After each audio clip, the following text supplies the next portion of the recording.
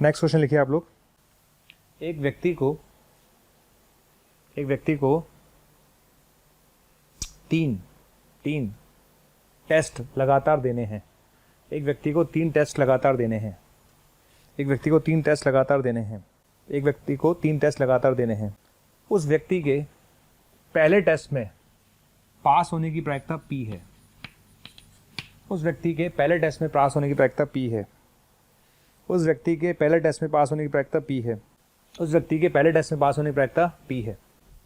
उसके अगले टेस्ट में पास होने की प्रायिकता P या P/2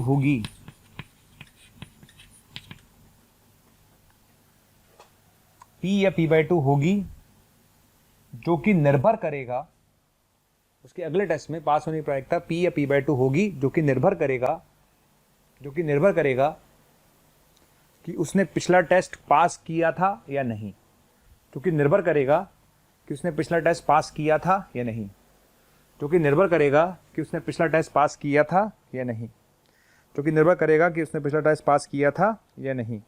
ठीक है, इसका मैं लैंग्वेज का मतलब समझा देता हूँ। जैसे उसने पिछला टेस्ट पास किया तो अगला टेस्ट पास करने की प्रायिकता P होगी। समझ में आ गया? अगला टेस्ट, भाई आपने पहला टेस्ट पास किया मान लो, तो पहला टेस्ट पास किया तो दूसरा टेस्ट पास करने की प्रायिकता P होगी। और अगर आपने पहला टेस्ट फेल कर दिया तो दूसरा टेस्ट पास करने की प्रायिकता P/2 होगी। क्वेश्चन समझ में आ गया कि नहीं है? पहले टेस्ट को पास करने की प्रायिकता तो P है, बिल्कुल ठीक है। पहले टेस्ट को पास करने की प्रायिकता P है, लेकिन नेक्स्ट टेस्ट को पास करने की प्रायिकता जो होगी डिपेंड करेगी कि अगर आपने पिछला टेस्ट पास किया था तो प्रायिकता P ही रहेगी, लेकिन अगर आप पिछला टेस्ट फेल होकर आए हैं तो उसकी प्रायिकता P/2 हो जाएगी नेक्स्ट टेस्ट को पास करने की। क्लियर? अच्छा, अब आगे क्या लिखा है वो भी लिख लेते हैं क्वेश्चन में आगे लिखा है, वह व्यक्ति चयनित होगा यदि वह कम से कम 2 टेस्ट पास करे। वह व्यक्ति चयनित होगा यदि वह कम से कम 2 टेस्ट पास करे। ठीक है, वह व्यक्ति चयनित होगा कम से कम 2 टेस्ट पास करे। व्यक्ति के सिलेक्शन की प्रायिकता ज्ञात करो। व्यक्ति के चयन की प्रायिकता ज्ञात करो।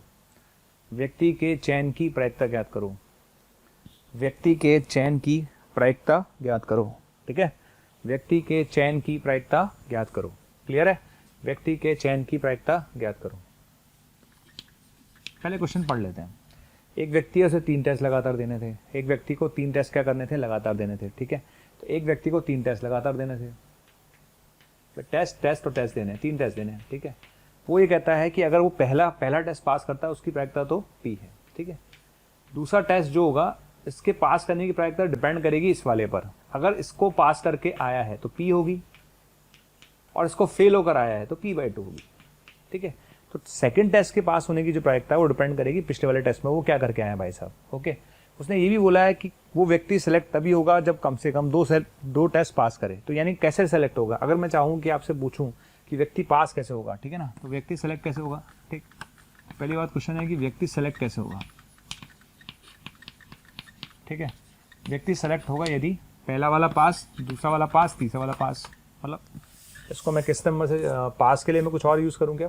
क्योंकि P तो प्रोबेबिलिटी है, तो है ना, इसको लिख सकते हैं पहले वाले में पास हो जाए, फिर दूसरे वाले में पास हो जाए, और फिर तीसरे वाले में पास हो जाए। एक तरीका तो ये है ही, तीनों पास हो जाए। दूसरा तरीका क्या है? पहले में पास हो, दूसरे में पास हो, और तीसरे में फेल हो जाए। एक पॉसिबिलिटी ये भी है। और क्या हो सकता है? पास हो, फिर फेल हो, फिर पास हो। एक पॉसिबिलिटी ये भी हो सकती है। ठीक है, और चौथी पॉसिबिलिटी क्या है? फेल हो, ठीक है, पास हो और पास हो। समझ में आ गया? तो 3 पॉसिबिलिटीज हमारे पास है, या तो तीनों पास करें, है ना। दूसरा तरीका क्या है? पास फेल हो, या पास फेल पास हो, या फिर फेल पास हो। ठीक है, यही पॉसिबिलिटीज है और कोई पॉसिबिलिटी नहीं है हमारे पास, राइट। तो ठीक है, अब तीनों पास होंगे तो कोई दिक्कत ही नहीं है, क्योंकि पहला वाला पास होने की प्रायिकता P, दूसरा वाला पास, अगर पिछला वाला पास करके आया तो दूसरा वाले को पास करने की प्रायिकता P, अगर ये भी पास करके आया तो पिछले वाले पास करने की प्रायिकता P, तो अगले वाले की P। हो गया काम खत्म। इधर आ जाइए। पास फेल का मतलब पहले वाले की P, दूसरे वाले के पास करने की प्रायिकता P। ठीक है, अब तीसरे में फेल हो गया तो फेल होने की प्रायिकता क्या होती है? 1 - P। अगर पास होने की प्रायिकता P है तो फेल होने की प्रायिकता क्या होगी? 1 - P होगी। डेफिनेटली इसमें तो कोई बात ही नहीं है। अब आगे चलो, प्लस पहला वाला पास P, फिर फेल 1 माइनस P। अब सुनना अच्छे से, अब सुनना, पहले वाला पास P, फिर फेल हो गया 1 माइनस P। चूंकि यहाँ फेल होकर आया है, अगर पहले फेल होकर आया तो अगली बार पास होने की प्रायिकता P नहीं होगी, P/2 होगी। That is the important point, that is the most important point भैया मेरे, यही तो सबसे इंपॉर्टेंट पॉइंट है। अरे क्या इंपॉर्टेंट पॉइंट है सर? यही तो है बेटा कि पहले पास हुआ P, फिर फेल हो गया, फेल होने के बाद फिर पास होगा तो प्रोबेबिलिटी P नहीं है, P/2 है। नेक्स्ट चलो, नेक्स्ट फेल, फेल होने की प्रायिकता 1 माइनस P। अब तू फेल होकर आया है, जब तू फेल होके पास होगा तो उसकी प्रायिकता P/2, और पास होके फिर पास होगा उसकी प्रायिकता P। तो ये आपका आंसर है। कैलकुलेशन पार्ट आपका था, हमेशा आपका ही रहेगा, वो आप कर लोगे। तो ये मेरी तरफ से आंसर होगा इस क्वेश्चन का।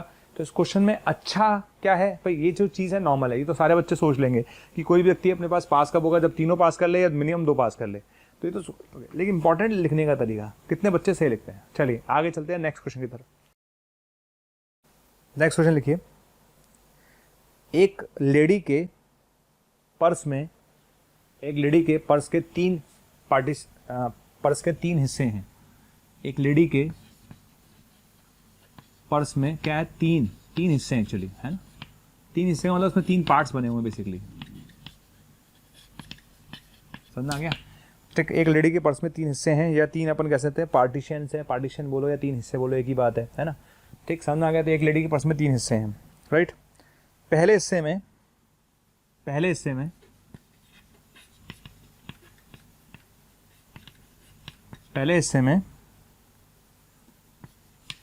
एक 1 रुपी कॉइन है, 1 रुपी सिक्का है ना, प्लस दो है ना 25 पैसे के कॉइन है, 25 पैसे के सिक्के हैं, है ना। ठीक है, तो एक तो उसके पास क्या है, एक तो 1 रुपीज़ सिक्का है, ठीक है ना, एक तो 1 रुपीज़ का सिक्का है और एक 2 25 पैसे के सिक्के हैं। क्लियर। तो पहले हिस्से में एक 1 रुपीज़ का कॉइन है, 2 25 पैसे के सिक्के हैं, ठीक है। अच्छा, दूसरे हिस्से में क्या लिखा हुआ भाई, दूसरे हिस्से में आ जाइए, क्या लिखा हुआ है।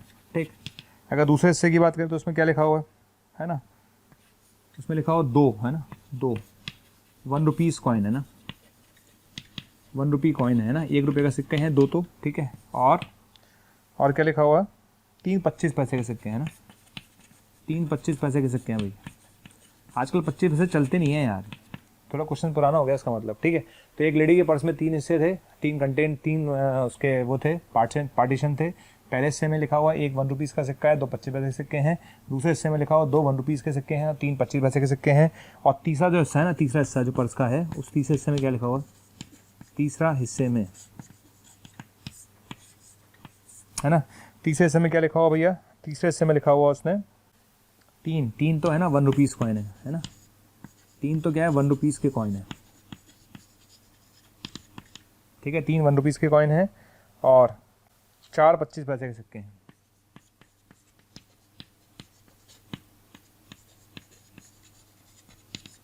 समझ आ गया। तो ये अपने पास सिचुएशन है। अब ये अपने पास सिचुएशन है, एक लेडी के पर्स में 3 पार्टीशन थे, 3 पार्टीशन में से उसमें पहले हिस्से में एक 1 रुपये का सिक्का है, 2 25 पैसे के सिक्के हैं, 2 1 रुपये का सिक्का है, 3 25 पैसे सिक्के हैं, 3 1 रुपये का सिक्का है, 4 25 पैसे के सिक्के हैं, ठीक है। समझ आ गया। आगे लिखिए, उस लेडी के पर्स में से एक सिक्का यादृच्छिक रूप से निकाला जाता है। उस लेडी के पर्स में से एक सिक्का यादृच्छिक रूप से निकाला जाता है। उस लेडी के पर्स में से एक सिक्का यादृच्छिक रूप से निकाला जाता है। उस लेडी के पर्स में से एक सिक्का यादृच्छिक रूप से निकाला जाता है। तब इस बात की प्रायिकता ज्ञात करो कि निकाला गया सिक्का 1 रुपये का है। तब इस बात की प्रायिकता ज्ञात करो कि निकाला गया सिक्का 1 रुपये का है। तब इस बात की प्रायिकता ज्ञात करो कि निकाला गया सिक्का 1 रुपये का है, ठीक है। क्वेश्चन है कि निकाला गया सिक्का क्या है, 1 रुपये का है। समझ में आ गया क्वेश्चन क्या है, ठीक है। चलो, सबसे पहली बात समझो, क्वेश्चन में क्या कहता है कि आपने भाई आप क्या करोगे, भाई आपने पर्स में हाथ डाला तो इस बात की प्रायिकता क्या होगी कि निकाला गया सिक्का 1 रुपये का है, ठीक है। थोड़ा समझना चालू करते हैं। देखिए, अब एक चीज़ बताओ, एक पर्स के अगर 3 हिस्से हैं तो पहले आप हिस्सा सेलेक्ट करोगे ना यार। ये थोड़ी ना है कि आपने सीधा हाथ डाला और सिक्का निकल गया, ऐसा नहीं। पहले आप हिस्सा सेलेक्ट करोगे, फर्स्ट हिस्से में हाथ डालोगे कि सेकंड हिस्से में हाथ डालोगे कि थर्ड हिस्से में हाथ डालोगे। तो पहले आपको पार्टीशन सेलेक्ट करना पड़ेगा कि कौन से पार्टीशन में आप हाथ डालने वाले हो, फर्स्ट में, सेकंड में, थर्ड में। तो आपको सबसे पहले क्या करेंगे, पार्टीशन सेलेक्ट करना पड़ेगा। और पार्टीशन सेलेक्ट करने की प्रोबेबिलिटी होगी 1/3। 1/3 क्यों भाई, अरे 1/3 इसलिए क्योंकि पहला सेलेक्ट करोगे तो भी 1/3, दूसरा सेलेक्ट करोगे तो भी 1/3 और तीसरा सेलेक्ट करोगे 1/3। अरे यार सीधी सी बात है, 3 चीज़ों में से एक सेलेक्ट करने की प्रायिकता क्या होती है 1/3। तो 3 पार्टीशन है, उन पार्टीशन में से एक पार्टीशन सेलेक्ट करने की प्रायिकता होगी 1/3। हो गई, ठीक है 1/3 हो गई। ये तो हो गई पार्टीशन सेलेक्ट करने की। तो मान लेते हैं मैंने पहला पार्टीशन सेलेक्ट किया, तो पहला हिस्सा सेलेक्ट किया, तो पहले हिस्से को सेलेक्ट करने की प्रायिकता 1/3 और उसमें से 1 रुपये का सिक्का आने की प्रायिकता, 1 रुपये का सिक्का आने की प्रायिकता क्या होगी 1/3। अरे एक ही तो है 1 रुपीज़ कॉइन 1/3, ठीक है। तो पहले हिस्से को सेलेक्ट करने की प्रायिकता 1/3, उसमें से सिक्का आने की प्रायिकता 1/3। ये सिक्का आने की है भैया, है ना, ये सिक्का आने की है, सिक्का आने की है ना, ये सिक्का आने की है। और ये क्या है पार्टीशन सेलेक्ट करने की है ना, हिस्सा सेलेक्ट करने की। हिस्सा बोला कि मैंने किस्सा बोला, क्या बोला, हिस्सा सेलेक्ट करने की, ठीक है, पार्टीशन सेलेक्ट करने की ना।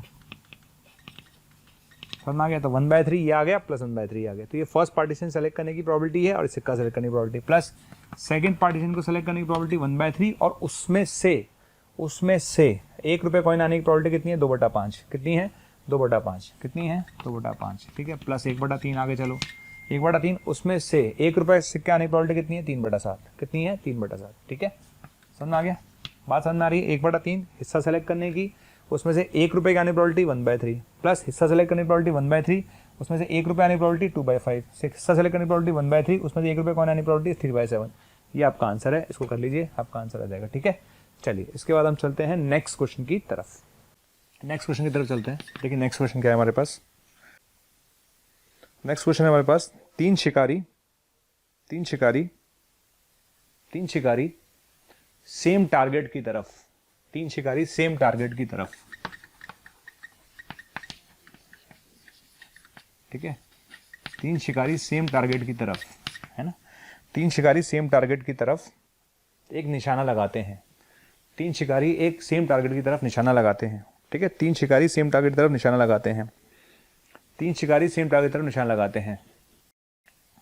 पहले शिकारी द्वारा टारगेट पर निशाना लगने की प्रायिकता 0.4, पहले शिकारी द्वारा टारगेट पर सही निशाना लगने की प्रायिकता 0.4, दूसरे द्वारा लगने की प्रायिकता 0.5, दूसरे द्वारा लगने की प्रायिकता 0.5 और तीसरे द्वारा लगने की प्रायिकता 0.8 है।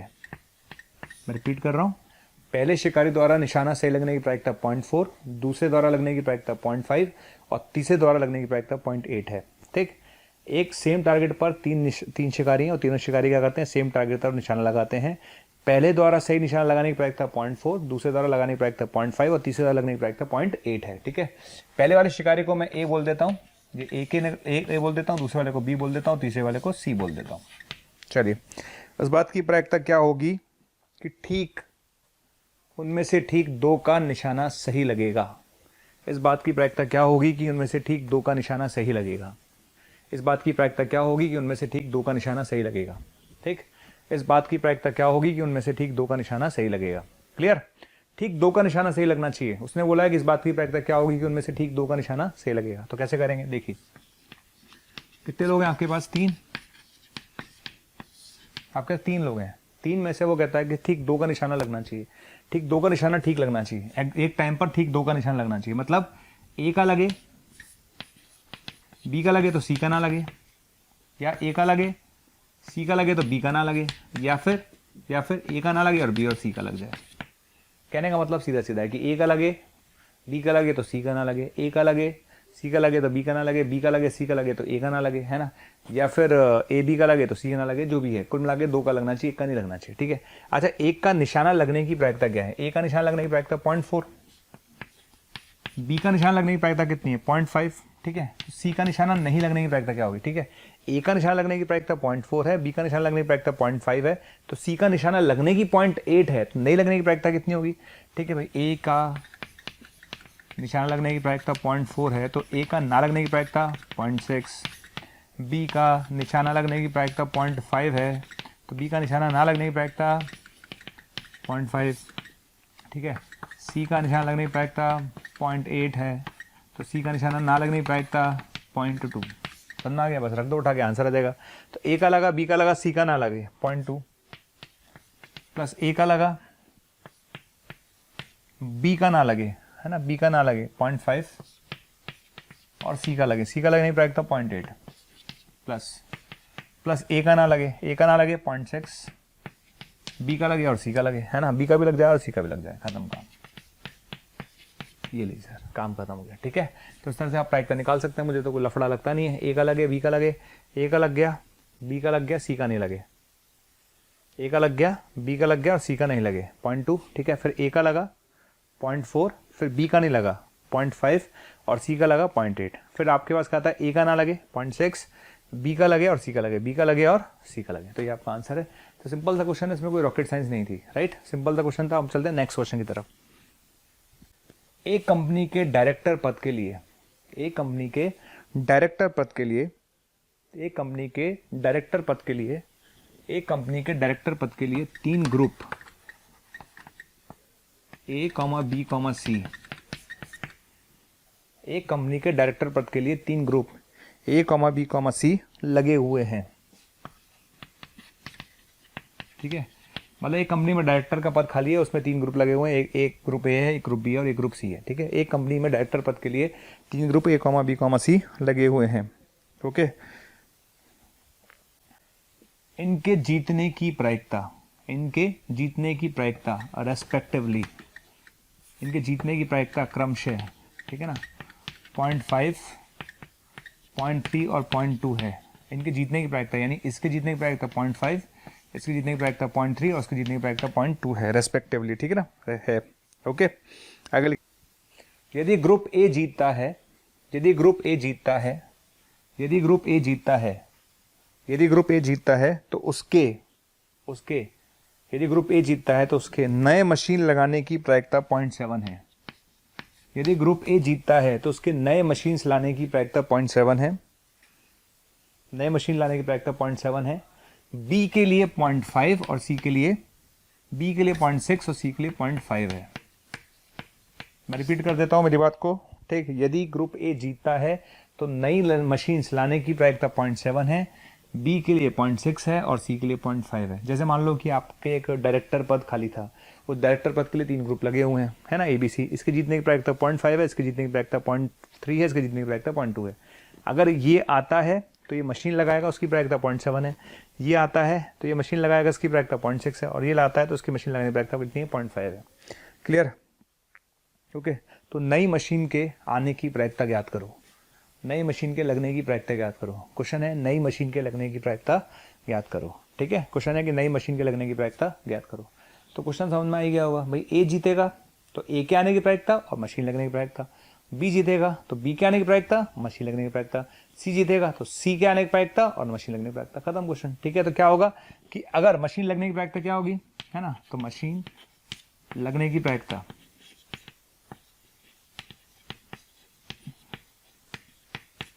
मशीन लगने की प्रायिकता क्या होगी भाई, अगर ए जीता 0.5, ए जीता, ठीक है, और अगर ए जीता तो मशीन लगने की प्रायिकता 0.7,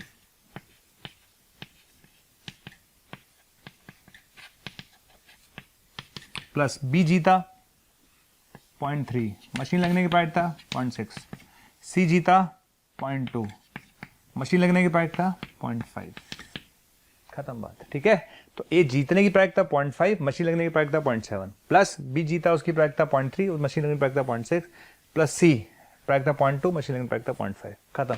ये आपका आंसर है। तरीका समझ में आ गया, तरीका क्या है, तो तरीका ये है, सिंपल सी बात है, मशीन लगनी चाहिए। तो मशीन कैसे लग सकती है, 3 तरीके से लग सकती है। ए जीते तो ए लगाएगा, बी जीता तो बी लगाएगा, सी जीता तो सी लगाएगा। ठीक है, तो ये आपका आंसर है।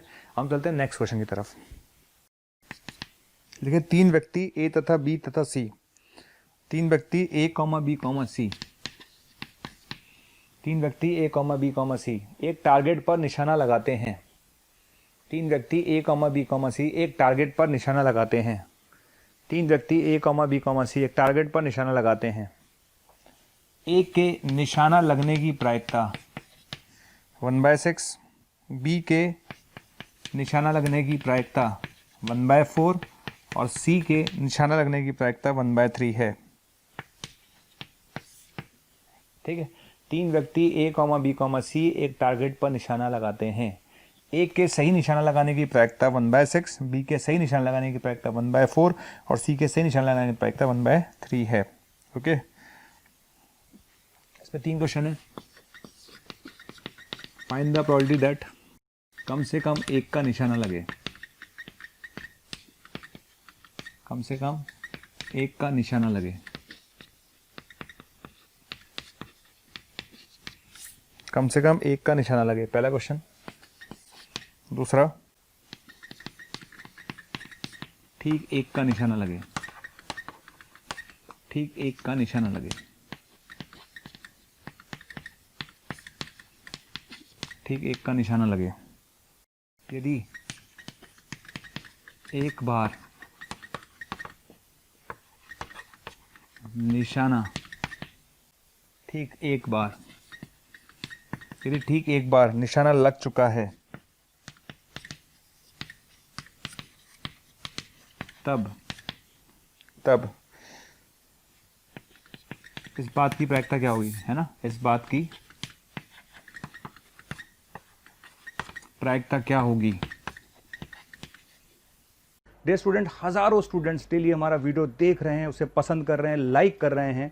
अगर आप भी चाहते हैं कि आपको और वीडियो देखने को मिलें, तो आपको सिर्फ इतना करना है, डिस्क्रिप्शन में जो लिंक दे रखा है उस लिंक पर क्लिक करना है और आप वहां पर जाकर अपना एनरोलमेंट सुनिश्चित कर सकते हैं। अगर आप चाहते हैं कि अगर आपके डाउट्स भी सॉल्व हो, आपको कोर्स भी अवेलेबल हो, स्टडी मटेरियल भी अवेलेबल हो, तो आपको सिंपली आपको करना क्या है, आपको हमारा प्रीमियम कोर्स लेना है। जैसे ही आप हमारा प्रीमियम कोर्स लेंगे, उसके अंदर आपको डाउट सॉल्विंग मिलेगा, आपको स्टडी मटेरियल मिलेगा, आपको टीचर्स के वीडियो लेक्चर्स मिलेंगे, यानी आपको हर चीज़ अवेलेबल होगी जो कॉम्पिटिटिव एग्जाम की तैयारी के लिए इंपॉर्टेंट है।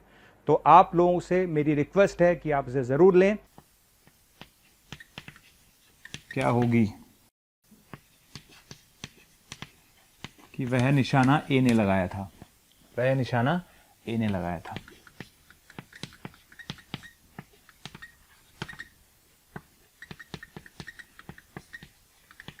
चलिए क्वेश्चन समझ में आ गया। क्वेश्चन 3 क्वेश्चन है मेरे पास, 3 हंटर्स हैं, 3 शिकारी हैं, तीनों शिकारी निशाना लगाते हैं। ए का सही निशाना लगेगा, उसकी प्रोबेबिलिटी 1/6 है। बी का सही लगेगा, उसकी 1/4 है। सी का सही लगेगा 1/3। ठीक है, ए का सही निशाना नहीं लगेगा, उसकी प्रोबेबिलिटी कितनी होगी, 5/6। ठीक है, बी का सही निशाना नहीं लगेगा, इस बात की प्रोबेबिलिटी क्या होगी, 3/4। ठीक है, सी का निशाना सही नहीं लगेगा, इस बात की प्रोबेबिलिटी क्या होगी, 2/3। ये कहने की जरूरत नहीं है। क्लियर। अब क्वेश्चन एक एक करके करते हैं, एक एक करके हमें तीनों क्वेश्चन देख रहे हैं। पहले क्वेश्चन पे चलते हैं। वो कहता है कम से कम एक निशाना लगे। जैसे ये लाइन आपको मिलती है ना, कम से कम एक निशाना लगे, आपके मन में पहला ख्याल क्या आएगा, बताइए। पहला ख्याल आएगा कम से कम एक निशाना ना लगे। कम से कम एक निशाना लगे तो मैंने आपको बोला है 1 माइनस कोई निशाना ना लगे। ये बात मैं कई बार बोल चुका हूं आपको, 1 माइनस कोई निशाना ना लगे। समझ में आ गया, 1 माइनस कोई निशाना ना लगे। तो 1 माइनस यहाँ क्या आएगा, पी ए बार आएगा, पी बी बार आएगा और पी सी बार आएगा। सीधी सी बात है भाई, हम चाहते हैं कम से कम एक निशाना लगे। तो कम से कम निशाना लगने का मतलब है 1 माइनस। मैं 1000 बार बोल चुका हूँ, जब भी एटलीस्ट 1 की बात करता है तो हमें हमेशा यही करना चाहिए। ठीक है, तो 1 माइनस कोई निशाना ना लगे, तो घटा दीजिए, कितना आ जाएगा answer, 1 minus P A bar. P A bar कितना है, 5/6 है। पी बी बार कितना है, 3/4। ठीक है, पी सी बार कितना है, 2/3। ये खच्चू खच्चू हो गया। ठीक है, ये 2 से 2 कट गया, 5/12। 1 माइनस 5/12। ठीक है, तो 1 माइनस 5/12, तो आंसर कितना आएगा, 7/12। ठीक है, तो सिंपल सा क्वेश्चन था, इसका आंसर 7/12 आ गया। हम चलते हैं बी पार्ट पर। बी पार्ट कहता है ठीक एक का निशाना लगे। ठीक एक का निशाना लगे, तो सिंपल क्वेश्चन है, ठीक एक का निशाना लगे मतलब ए का लगे तो बी और सी का ना लगे। ठीक है, बी का लगे तो ए और सी का ना लगे, प्लस सी का लगे तो ए और बी का ना लगे। सिंपल क्वेश्चन है। ठीक एक का मतलब ए का लगे तो बी का सी का ना लगे, बी का लगे तो ए और सी का ना लगे, और सी का लगे तो ए और बी का ना लगे। तो लिख लीजिए, ए का कितना है लगने का 1/6, बी और सी का ना लगे तो 3/4, 2/3, प्लस ए बार, ए का ना लगे 5/6, बी का लगे 1/4, सी का ना लगे 2/3। ठीक है, plus A bar 5/6, B bar 3/4 और सी का लगे, सी का लगने की प्रायिकता 1/3। क्लियर। तो ये अपने पास आ जाएगा, ए का लगने की 1/6, B bar 3/4, C bar 2/3, plus A bar 5/6, B कितना हो गया 1/4, सी बार हो गया 2/3। करेक्ट। फिर ए बार 5/6, फिर बी बार आपका 3/4 और सी का लगना चाहिए 1/3। आपका आंसर है, खत्म। सिंपल सा क्वेश्चन था। ठीक है, और थर्ड क्वेश्चन तो और भी आसान है। थर्ड क्वेश्चन कहता है कि यदि ठीक एक बार निशाना लग चुका है तो इस बात की प्रायिकता क्या होगी कि निशाना ए ने लगाया था। तो कंडीशनल प्रोबेबिलिटी क्वेश्चन हो गया कि ठीक एक बार निशाना लग चुका है तो इस बात की प्रायिकता क्या होगी कि वो ए ने लगाया था। तो क्या करना है क्वेश्चन सी में, ए अपॉन ठीक एक बार निशाना, है ना, यही तो होता है। ठीक है, एक बार निशाना, लल्लू सवाल है ये, ठीक है। तो क्या आएगा, ए इंटरसेक्शन ठीक एक बार निशाना, ठीक है, और डिवाइड बाय कितना आएगा, डिवाइड बाय आएगा एक बार निशाना।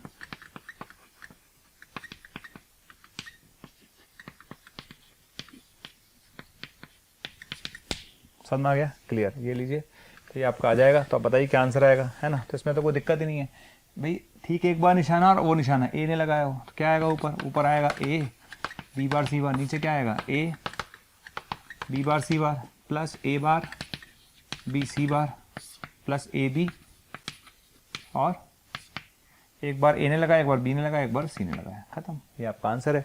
तो वो चीज़ आपके सामने लिखी हुई है, ऊपर वाला आप लिख ही लेंगे, है ना। तो वो चीज़ तो एज इट इज़ लिखी हुई है, इसको मैं कैलकुलेट कर देता हूँ, कितना आएगा, 6 + 10 + 15 डिवाइड बाय 72, ठीक है ना। 15 10 25 और 6 31, 31/72, 31/72, ठीक है ना। कितना आएगा, 31/72, ठीक है। ये आएगा 31/72 आएगा, और ऊपर क्या आएगा, ऊपर आएगा ए बी बार सी बार, तो ए 1/6, 3/4 और 2/3, क्लियर। तो आपका आंसर कितना आएगा, 6/31, ये आपका आंसर है, ठीक है। इस क्वेश्चन का आंसर आएगा 6/31, ठीक है। चलिए हम चलते हैं नेक्स्ट क्वेश्चन की तरफ। नेक्स्ट क्वेश्चन लिखो बच्चों, देखिए, हम एक फेयर डाई को 5 बार रोल करते हैं, एक फेयर डाई को 5 बार रोल करते हैं, एक फेयर डाइस को हम 5 बार रोल करते हैं, ठीक है ना। फेयर डाइस का मतलब होता है इसमें 1 2 3 4 5 6 इस तरह से आता है, उसे हम फेयर डाइस बोलते हैं। तो हम एक फेयर डाइस को 5 बार रोल करते हैं, यानी 5 बार लुढ़काते हैं, ठीक है। तो पहला इसमें कुछ पार्ट है, पहला क्वेश्चन क्या है, पहला है सीक्वेंस 1, 2, 3, 4, 5 आने की प्रायिकता, ठीक है, पहला क्वेश्चन। दूसरा क्वेश्चन है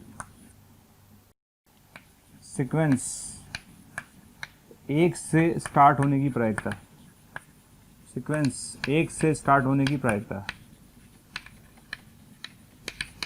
सीक्वेंस 1 से स्टार्ट होने की प्रायिकता। तीसरा क्वेश्चन, अंक 2 ठीक 2 बार आने की प्रायिकता, अंक 2 ठीक 2 बार आने की प्रायिकता,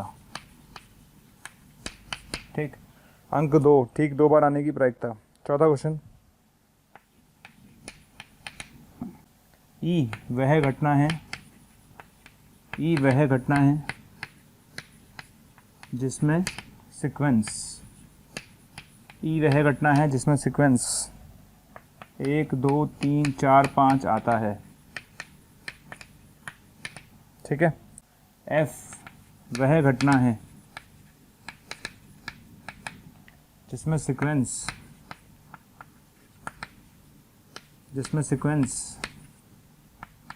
1 से स्टार्ट होता है,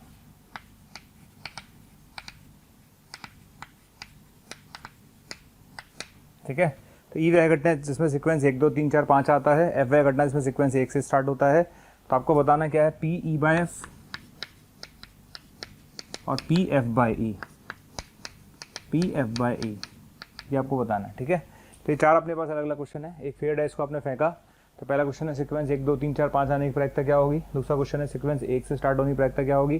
तीसरा क्वेश्चन है अंक ठीक 2 बार आने की, ठीक 2 अंक नंबर 2 बार आने की प्रायिकता क्या होगी। और ई वह घटना है जिसमें सीक्वेंस ये आता है, और एफ वह घटना है जिसमें सीक्वेंस 1 से स्टार्ट होता है, ये आने की प्रायिकता क्या होगी, ठीक है। अच्छा, क्वेश्चन स्टार्ट करते हैं। सबसे पहले क्वेश्चन को फील करते हैं, क्वेश्चन कैसे स्टार्ट किया जाएगा। देखिए, आपने एक पासे को 5 बार फेंका है, एक पासे को कितनी बार फेंका आपने, 5 बार फेंका, ठीक है। जब आप पासे को फेंकते हैं तो पहली उसने जो क्वेश्चन पूछा है, फर्स्ट क्वेश्चन है कि इसमें सीक्वेंस क्या आनी चाहिए, सीक्वेंस 1 2 3 4 5 आनी चाहिए, यानी पहले नंबर पर 1 आना चाहिए, दूसरे नंबर पर 2 आना चाहिए, तीसरे नंबर पर 3 आना चाहिए, चौथे नंबर पर 4 आना चाहिए और पांचवें नंबर पर 5 आना चाहिए, ठीक है। तो पहले नंबर पर 1 चाहिए, तो 1 आने की प्रायिकता 1/6। दूसरे नंबर पर 2 चाहिए, उसकी प्रायिकता 1/6। 3 नंबर पर 3 चाहिए, उसकी प्रायिकता 1/6। तो 1/6 1/6 1/6 आएगा आपके पास। तो बताइए आंसर कितना आएगा, आंसर आएगा 1/6⁵, ठीक है। तो 1 आने की प्रायिकता 1/6, 2 आने की प्रायिकता 1/6, 3 आने की प्रायिकता 1/6, 4 आने की प्रायिकता 1/6, 5 आने की प्रायिकता 1/6। तो आंसर आएगा 1/6⁵, ठीक है। बी पार्ट पर आ जाइए, बी पार्ट क्या होगा, ठीक है। बी पार्ट क्या, सीक्वेंस 1 से स्टार्ट होने की प्रायिकता क्या होगी, सीक्वेंस 1 से स्टार्ट होने की प्रायिकता क्या होगी? सीक्वेंस 1 से स्टार्ट हो, इसकी प्रायिकता क्या होगी? तो सीक्वेंस 1 से स्टार्ट होने की प्रायिकता का मतलब है कि स्टार्टिंग में 1 आना चाहिए, स्टार्टिंग में 1 आना चाहिए, ठीक है भैया। यहाँ पर सीक्वेंस 1 से स्टार्ट होने का मतलब है यहाँ पर तो 1 आना चाहिए, उसके बाद यहाँ यहाँ यहाँ यहाँ कुछ भी आया हमें कोई दिक्कत नहीं है, तो यहाँ पर 1 आने की प्रायिकता तो 1/6 है। अब सेकंड नंबर पर कुछ भी आए, कुछ ना कुछ तो आएगा ही, तो 100% ये तो 100% श्योर इवेंट है भाई। सेकंड नंबर पे कुछ ना कुछ आएगा ही आएगा, थर्ड नंबर पे कुछ ना कुछ आएगा ही आएगा, फोर्थ नंबर पे कुछ ना कुछ आएगा ही आएगा। तो सेकंड नंबर पे कुछ ना कुछ आने की प्रायिकता 6/6, फिर 6/6, फिर 6/6, फिर 6/6, ठीक है। तो बताओ आंसर कितना आएगा? 1/6। समझ में आ गया? आंसर कितना आएगा? 1/6। अब क्वेश्चन नंबर सी पर चलते हैं, क्वेश्चन नंबर सी पर चलते हैं, सी पर आ जाइए, ठीक है। अंक 2 ठीक 2 बार आने की प्रायिकता, हम चाहते हैं कि अंक 2 ठीक 2 बार आए, अंक 2 ठीक 2 बार आए, ठीक है। अच्छा, अंक 2 ठीक 2 बार आए, इसका क्या मतलब है? कहीं भी आ सकता है वो। जैसे आप जब पासे को फेंकोगे 5 बार, तो 5 में से ठीक 2 बार है ना, 2 आना चाहिए, कहीं भी आए वो, 5 में से ठीक 2 बार आना चाहिए, ठीक है। तो आप क्या करोगे? 5 में से 2 जगह सेलेक्ट करो भाई, 5 में से कोई भी 2 जगह ऐसा आ सकता है ना, ठीक 2 बार कह रहा है, तो 5 में से 2 जगह सेलेक्ट करो, ठीक है। तो फर्स्ट ऑफ ऑल 1 2 3 4 और 5, ये 5 जगह हमारे पास है, 5 में से ठीक 2 जगह आप सेलेक्ट कर लो। 5C2 कर लिया, उस पर 2 आने की प्रायिकता कितनी हो गई? 1/6। स्क्वायर क्यों किया? क्योंकि 2 बार आएगा। तो सबसे पहले 5 में से 2 जगह सेलेक्ट करो, जहाँ पर 2 आएगा उस 5 में से 2 जगह सेलेक्ट की, उस पर 2 आने की प्रायिकता 1/6, ठीक है। अब बची 3 जगह, 3 जगह पर उसने कोई कंडीशन नहीं लगाई है, तो 3 जगह पे कंडीशन नहीं लगाई है, लेकिन उसने ये बोल दिया ना कि ठीक 2 जगह आना चाहिए। इसका मतलब बाकी जगह पे 2 तो नहीं आ सकता, तो बाकी जगह कोई भी नंबर आएगा वहाँ पर 2 नहीं आ सकता, तो बाकी जगह के लिए पॉसिबिलिटी कितनी है? 5/6 का क्यूब। ये कितने लोगों को समझ में आ गया 5/6 क्यों किया? आपको लगेगा सर यहाँ पर आपने 6/6 किया, बेटा यहाँ पर कोई कंडीशन नहीं थी, यहाँ पर कंडीशन है कि यहाँ अब 2 नहीं आ सकता। 2 केवल 2 जगह आना था, वो हमने लिख ली। 2 केवल 2 जगह आना था, वो हमने लिख ली। 2 केवल 2 जगह आना था, वो हमने लिख ली। अब इस जगह पर 2 नहीं आ सकता, तो बाकी बची हुई जगह पर 2 नहीं आ सकता, इसलिए 5/6 का क्यूब आएगा, ठीक है। 5/6 का मतलब 2 के अलावा 5 पॉसिबिलिटीज हैं, तो ये आंसर आएगा। चलिए अब आता है question number D. Question number D पर आ जाइए, क्वेश्चन नंबर डी पर आ जाइए। डी पर क्या कहता है? ई वह घटना है जिसमें सीक्वेंस 1 2 3 4 5 आता है। ई वह घटना है जिसमें सीक्वेंस 1 2 3 4 5 आता है, ठीक है। तो ई वह घटना है जिसमें सीक्वेंस आपको पता है 1 2 3 4 5 आता है, ये तो अपन ने कर ही लिया, 1/6 की पावर 5, ठीक है। और एफ वह घटना है जिसमें आपको सीक्वेंस 1 से स्टार्ट होता है, 1 से स्टार्ट होता है, ये भी अपन ने कर लिया, ठीक है, दोनों अपन ने कर ही लिए थे। अब क्वेश्चन क्या है? क्वेश्चन है कि पी ई बाय एफ क्या होगा? पी ई बाय एफ क्या होगा? तो क्या होगा पी ई बाय एफ? तो P E intersection F upon P of F, ठीक। अच्छा, ई और एफ में कॉमन क्या हुआ? ई कहता है कि सीक्वेंस जो है, एफ कहता है कि सीक्वेंस 1 से चालू होना चाहिए, एफ कहता है कि सीक्वेंस 1 से चालू होना चाहिए, ठीक है। और ई कहता है कि सीक्वेंस में 1 2 3 4 5 आना चाहिए, ठीक है। तो कॉमन क्या हुआ दोनों में? दोनों में यही पार्ट कॉमन हो गया, 1 2 3 4 5। भाई एफ कहता है कि सीक्वेंस 1 से चालू होना चाहिए। अब 1 से बहुत सारे सीक्वेंस बन सकते हैं, ये लीजिए, ये भी एक सीक्वेंस है, ठीक है, ये भी एक सीक्वेंस है, ऐसे बहुत सारे सीक्वेंस बन सकते हैं। तो 1 से स्टार्ट हो, लेकिन ये कहता है कि सीक्वेंस ये आना चाहिए, ये कहता है कि 1 से स्टार्ट होना चाहिए, तो दोनों का कॉमन पार्ट तो यही होगा। तो अल्टीमेटली दोनों में कॉमन केस होगा ये वाला, ठीक है। समझ में आ गया? दोनों में कौन सा वाला केस होगा? कॉमन ये वाला होगा। तो इसकी प्रोबेबिलिटी हमने निकाली रखी थी। अब पी एफ हमारे पास 1/6 पहले से था, ठीक है। तो आंसर कितना आएगा बेटा? 1/6 की पावर 4, राइट। अच्छा, अगर आपसे पूछा जाए, है ना, अगर आपसे पूछा जाए कि पी एफ बाई क्या होगा, क्वेश्चन क्या है? पी एफ बाई क्या होगा, है ना, पी एफ बाई क्या होगा, तो क्या लिखेंगे इसको? F intersection E divide by P E, ठीक है। अच्छा, E intersection F, E intersection F की बात की जाए तो ये तो सेम ही रहेगा, ऊपर वाला पोर्शन तो सेम ही रहेगा, तो 1/6 की पावर 5 तो सेम ही रहेगा, इसमें कोई दिक्कत नहीं। अब आता है P of E. P of E क्या है? पी ऑफ ई कितना है? ये भी 1/6 की पावर 5 है, ठीक है। तो आपका आंसर कितना आएगा? इसका आंसर आएगा 1, ठीक। इस क्वेश्चन का आंसर आएगा 1, ठीक है। तो इस तरह से हम इस क्वेश्चन को कर सकते हैं। क्वेश्चन को ढंग से पढ़िएगा, क्वेश्चन बहुत अच्छा है, नो डाउट क्वेश्चन में कोई कमी नहीं है, क्वेश्चन के सारे पार्ट बहुत अच्छे हैं। तो ढंग से समझेंगे तो आपको लगेगा हाँ यार क्वेश्चन बहुत अच्छा था। कैसे? सीक्वेंस 1 2 3 4 5 आने की प्रायिकता क्या है? तो सीक्वेंस 1 2 3 4 5 आने का मतलब है पहले 1 आए फिर 2 आए, तो मैं आपको समझा चुका हूँ। यहाँ पर 1 आने की प्रायिकता 1/6, यहाँ पर 1 आने की 2 आने की प्रायिकता 1/6, तो 1/6 5 बार आएगा। इस तरह से अपन ने करा था, राइट। चलिए अब चलते हैं नेक्स्ट क्वेश्चन की तरफ। नेक्स्ट क्वेश्चन लिखते हैं अपन लोग। नेक्स्ट क्वेश्चन लिखिए।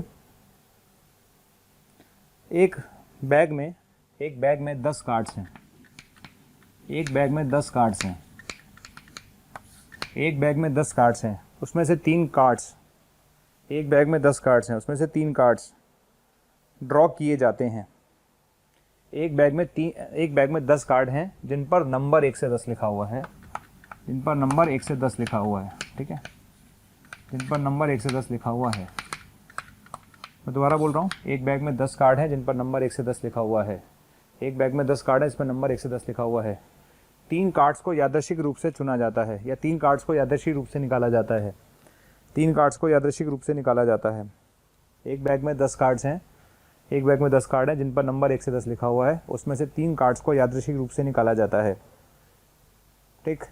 तब इस बात की प्रायिकता क्या होगी, तब इस बात की प्रायिकता क्या होगी कि अधिकतम नंबर, तब इस बात की प्रायिकता क्या होगी कि अधिकतम नंबर 7 और मिनिमम नंबर 3 आए, ठीक है ना, ठीक है। इस बात की प्रायिकता क्या होगी कि मैक्सिमम नंबर 7 और मिनिमम नंबर 3 आए, ठीक। तो इस बात की प्रायिकता क्या होगी कि मैक्सिमम नंबर 7 और मिनिमम नंबर 3 आए, क्लियर। तो इस बात की प्रायिकता क्या होगी कि मैक्सिमम नंबर 7 और मिनिमम नंबर 3 आए, क्लियर। ये आपका क्वेश्चन है, अब आप क्वेश्चन देखो कैसे करेंगे।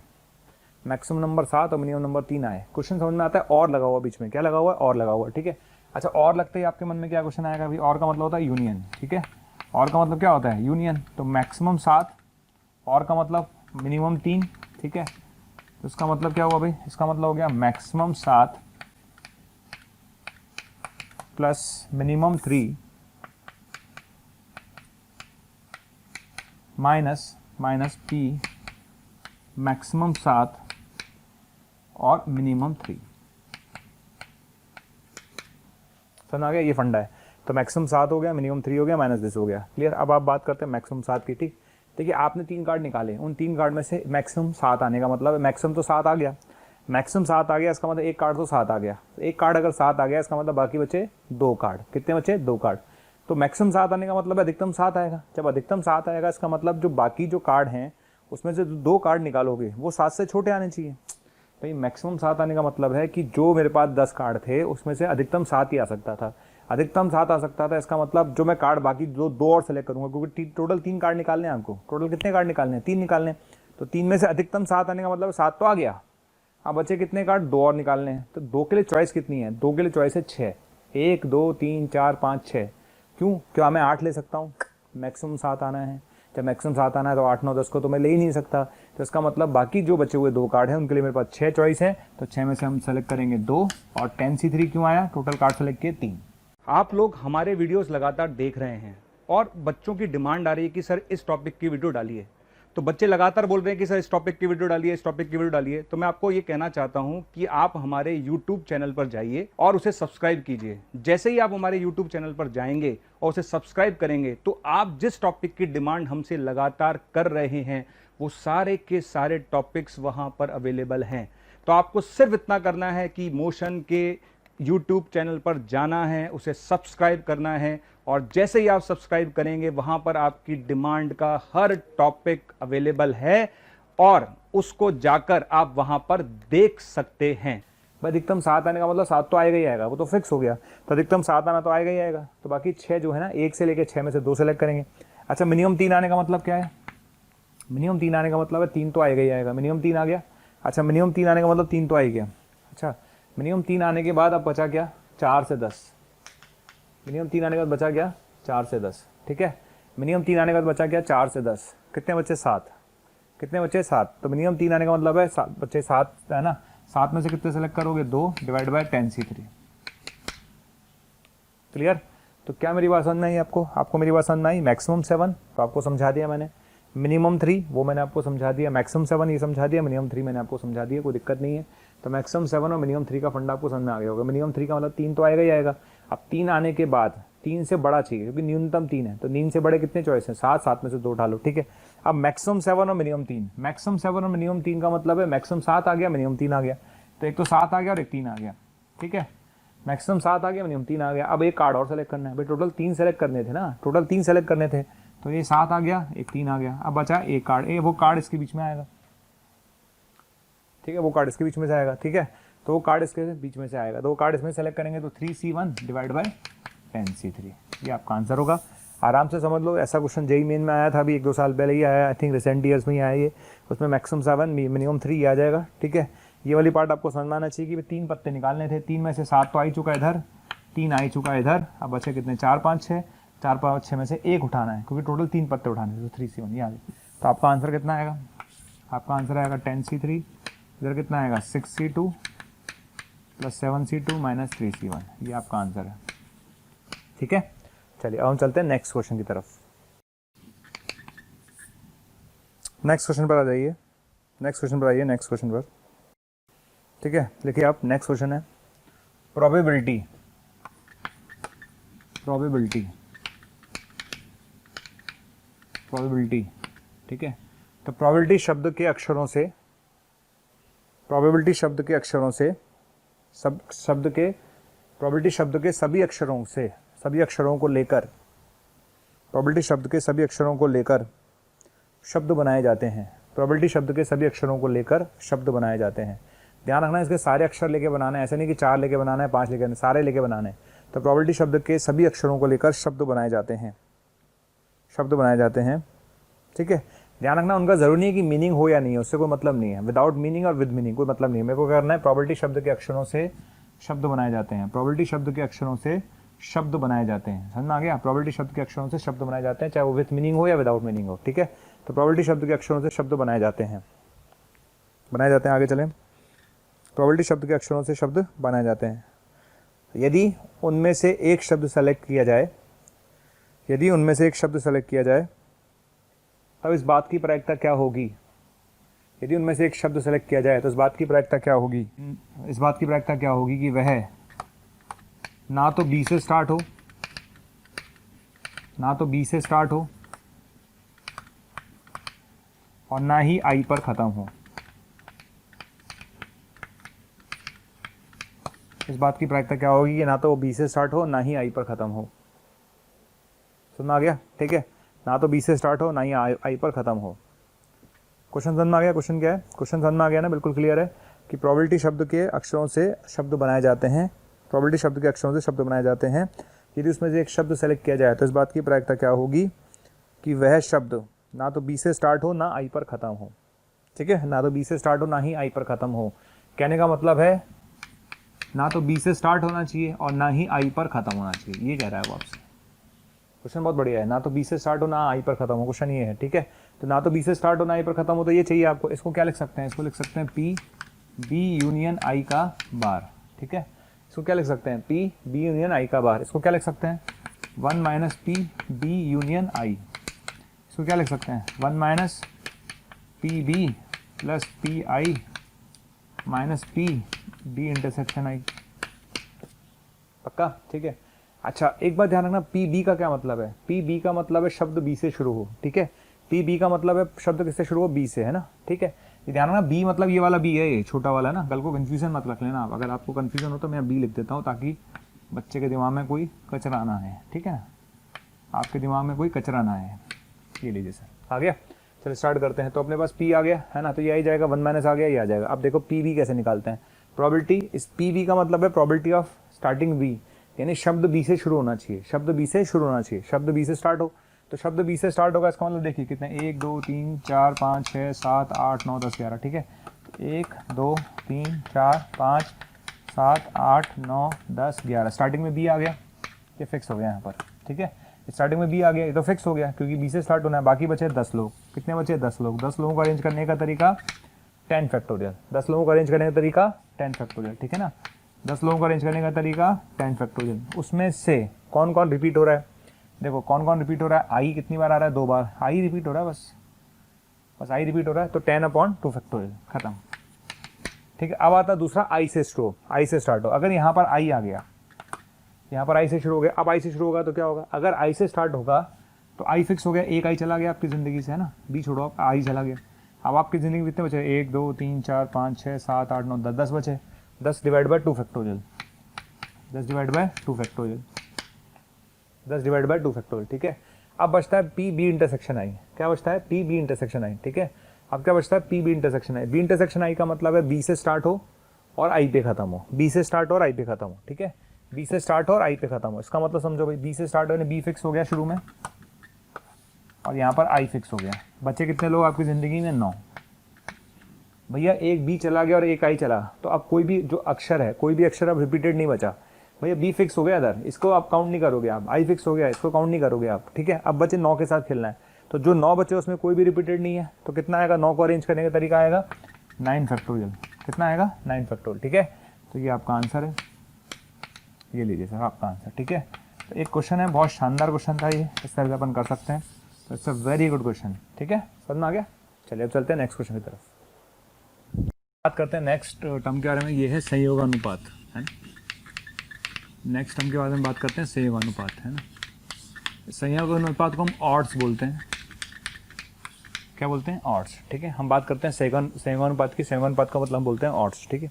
अच्छा ये टर्म क्या है पहले जी समझ लेते हैं। ये देखिए एक डिफाइंड टर्म है बस, जैसे प्रोबेबिलिटी एक डिफाइंड टर्म है, हमने प्रोबेबिलिटी को डिफाइन कर रखा है कि प्रोबेबिलिटी ये होती है, राइट। इसी तरह से ये भी एक डिफाइंड टर्म है। संयोगानुपात क्या होता है? किसी भी घटना के डिपेंड करता है घटना के ऊपर। अगर हम किसी घटना ए के पक्ष में, है ना, घटना ए के पक्ष में, अगर हम घटना ए के पक्ष में संयोगानुपात की बात करें,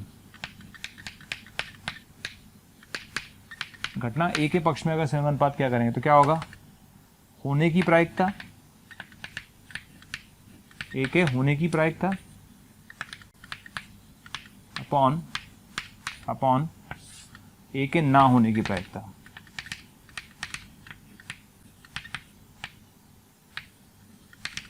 ठीक है ना, ए के ना होने की प्रायिकता। कहने का मतलब क्या है? घटना ए के पक्ष में संयोगानुपात क्या होगा? ए के होने की प्रायिकता अपॉन ए के ना होने की प्रायिकता। तो ए के होने की प्रायिकता क्या होगा? पी ऑफ ए के ना होने की प्रायिकता क्या होगा? P A bar. क्लियर? तो आपसे कभी भी पूछा जाए ना कि घटना ए के पक्ष में संयोगानुपात बताओ, तो वो क्या होता है? ए के होने की प्रायिकता डिवाइड बाय ए के ना होने की प्रायिकता, ठीक है। अगर पक्ष में बोले तो ध्यान रखना, दो अलग अलग टर्म है, एक तो ए के होने में और ए के ना होने में, ठीक है। अगर आपसे पूछा जाए कि ए के पक्ष में संयोगानुपात बताओ, तो आप बोलोगे ये होगा, ठीक है। अच्छा ए के विपक्ष में बोलोगे आप, घटना ए के विपक्ष में, ठीक, घटना ए के विपक्ष में संयोगानुपात, घटना ए के विपक्ष में संयोगानुपात,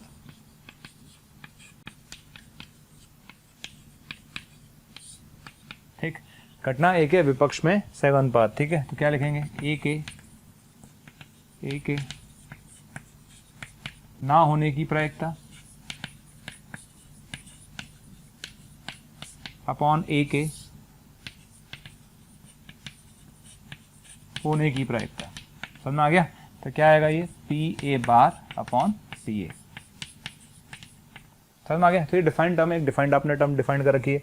आपसे पूछा जाता है घटना ए के पक्ष में संयोगानुपात बताओ, तो ए के होने की प्रायिकता अपॉन ए के ना होने की प्रायिकता। विपक्ष में बोलता है तो ए के ना होने की प्रायिकता अपॉन ए के होने की प्रायिकता। सिंपल सा फंडा है, ये फंडा आप ध्यान रखिएगा, ठीक है। इसमें कुछ भी नहीं करना है इसके अलावा, ठीक।